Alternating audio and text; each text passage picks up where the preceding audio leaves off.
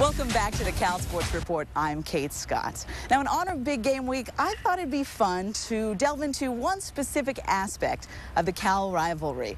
Which school has the better mascot? Now, Cal wins this one hands down year in and year out, right? Oski, the Stanford Tree, no competition. So, in honor of Oski's continued dominance over the Stanford Twig, let's get to know a little bit more about our sturdy Golden Bear. Since debuting on September 26th, 1941, Oski has become one of the most recognizable mascots in college sports.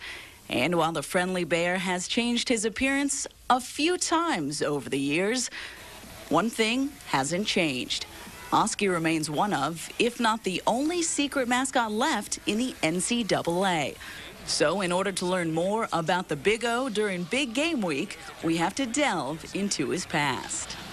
Meet Mo Budak, Jim Ellis, Jim Klein, and Howard Korn, better known as Oski from 1966 to 1970. Klein and Korn were the first accepted by the Oski committee. Ellis and Budak were recruited soon after. I was a freshman, and I had pledged a fraternity, and there were two guys in the fraternity who were actives, and they came up to me and they said, you know, Mo, take a look at the Daily Cal. There's going to be some interviews for Oski committee. You look like you do a good job in it. So I did, and I showed up at this secret meeting because that's what it was all about. Opened the door, and of course the two of them are in there with all the other committee members, which gave me some relief.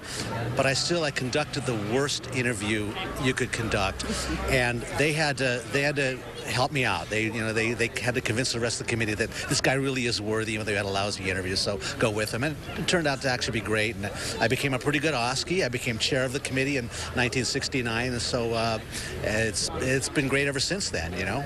After joining the committee, at least in the 60s, the training was simple. Learn the walk, the wave, and how to hug kids and women without, well, encouraging a lawsuit. Because if Oski always looks the same, no one can distinguish between the performers. One of my favorite stories was I had my folks come to a game and had them guess. And so I said, okay, try and guess if I'm pregame or halftime. And so my father said, oh, you had to be pregame because I got halftime. It was way too energetic and you're lazy. And he was wrong. He couldn't tell, you know, which one I was. So it was fun. Oski's training was put to the ultimate test in September 1966. My very first game that I ever played, in the day we had one performer pregame, one performer halftime, and my two fraternity brothers, Jimmy and Howard, told me that I was going to be doing pregame. And I said, good, what do I have to do? He said, well, you have to get up on the goalpost. On the day we had these H-type goalposts, and Oski would stand up there and wave and, you know, all that. And he said, well, how does he get up there? And he said, well, we lay a ladder down and Oski climbs up. And I said, okay, and then before the game starts, you'll bring the ladder over and I climb down. And he goes, no, no, no.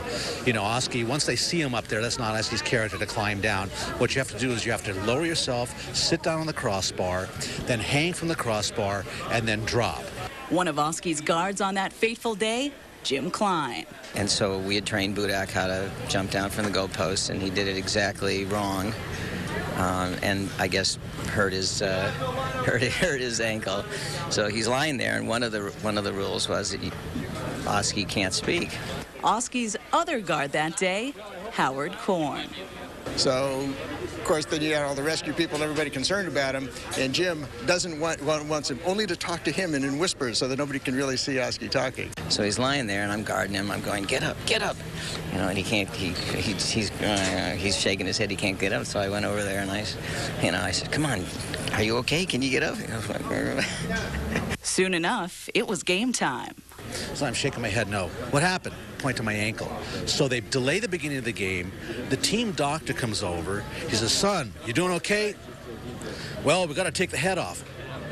You know, so they carted me on, you know, one of the cots, took me out to the waiting ambulance across the street to the hospital, and I got ministered to. So Budak forgot a few things, but he did remember the most important parts of playing O. Head on, voice off, the bear comes first. Now 40 years removed from it all, I was interested to hear what it was like for the alums to see Oski today. They probably don't even talk about it now, but part of the walk and the talk and all this stuff. But there was also a persona of Oski at the time. You know, he had a certain personality. And one of his personality traits that was passed on to us that we're supposed to portray is that he was horny. You know, so kind of grabbing here and there was kind of part of the deal. Unfortunately, that trait's disappeared over time, giving way to the family-friendly bear we know today. Despite the differences between 1969 and 2009, though, the quartet agrees Oski remains a step ahead of his fellow collegiate mascots. Now, Cal fans, if that little Oski feature whet your appetite and you want to know a little bit more about the bear, well, don't worry. Oski has his own website, www.oski.com. So if you're looking to kill a few hours at work or just want to know a little bit more, oh, there's plenty more at oski.com.